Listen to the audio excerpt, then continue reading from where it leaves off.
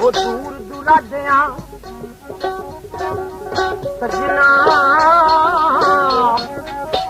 दूर दुरादिया मुल्का बिचो ओ मेरे खाना जाइए अपने देश दिया ओ बन्ना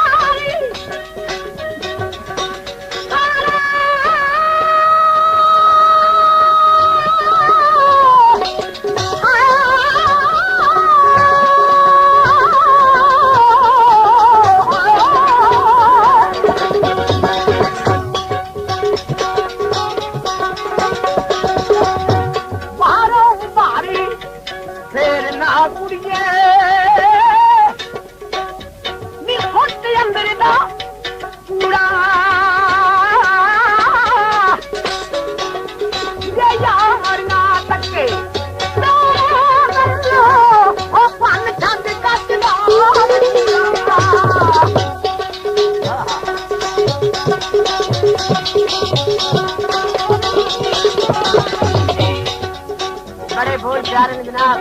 सरकार के बोल कैसे आ गए मेरे लफज मियां साहब मियां मोहम्मद बख्ताब ने सैफुल मलूक की किताब लिखी है सरकार ने लिखा सजना इत्थे बैठ नहीं रहना इत्थे बैठ नहीं रहना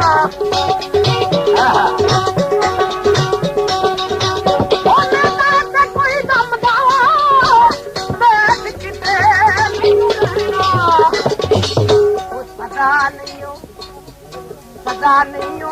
हाथ मेहंदी लंगे